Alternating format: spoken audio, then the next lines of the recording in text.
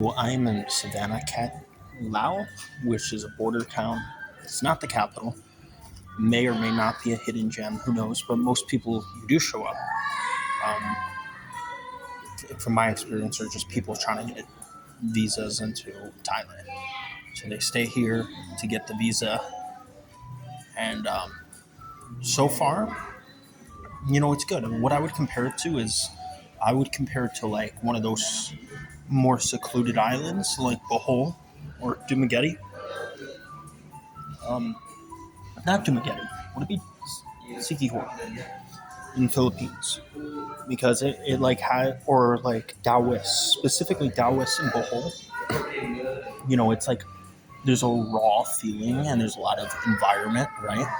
But then there's like spread out. There's like some very developed things. Like for example, this cafe. I'm in something called Simple Cafe.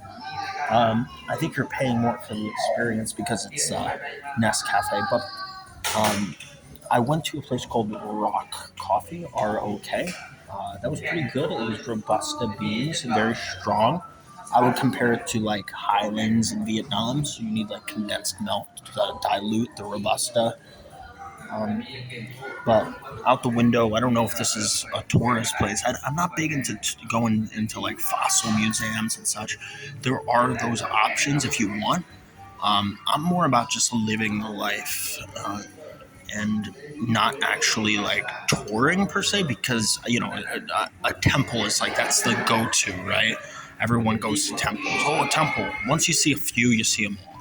So why do I need to go to a temple everywhere?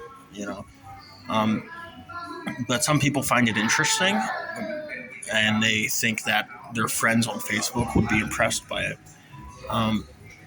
So anyway, there's also like a fossil museum. If you're a complete nerd, you might like it. I have no idea. I don't know who would like looking at bones of potential fossils, like, or potential dinosaurs or whatever. I guess it's kind of cool. Yeah. But if you want to just like check something off your bucket list, or you want to be like, oh, I went to Savannakhet, and they're like, what did you do? You could say, I went to this fossil museum. So you should check that out. I think there's a couple temples you can go to, but I plan not to do any of that because I think that's boring, and it's just not my cup of tea. But uh, like I said, if I should mention this: the prices. So the prices for food, because it's landlocked, right? There's China, Cambodia, um, Vietnam, and Thailand surrounding it, right? Because it's landlocked, the imported goods, it causes the food price to go up. So if you go to local stalls, you'll find that it tends to be more expensive than even like Isan, Thailand, or more expensive than Vietnam uh, street food, which was a shock for me. But here's where it gets weird. I feel like transportation is actually cheaper here. Like, you could be paying 22 baht getting an AC vehicle and go a couple minutes away. For 22 baht, that's very inexpensive for AC vehicle car transfer you.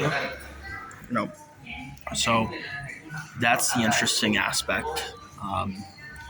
If I had some form of passive income, I could see the appeal to go here and live here, because there's a lot of digital nomads here, despite the street food price being semi-expensive, in my opinion. I mean, comparatively speaking. Like I said, the transportation might offset that a bit. Um, the visa ease, and also just the fact that it's surrounded by China, surrounded by these other countries. You could just take a bus or a motorcycle, just and cross over the border, and it would be easy. Now, of course, if you're American, it would be difficult for you to go to China. But if you have a Brazilian passport, I believe you get visa on arrival for China, so that would be very simplistic for you. So this is a great option. Meet a lot of people from Germany and Russia who settle down here. Um, if you have online money, do it. I would. This makes for me like if you're a digital nomad, Laos makes more sense than Cambodia because I find Cambodia to be more expensive. Like this is somewhat reasonable. Um, you know, like I said, the only thing is the street food I find to be somewhat expensive.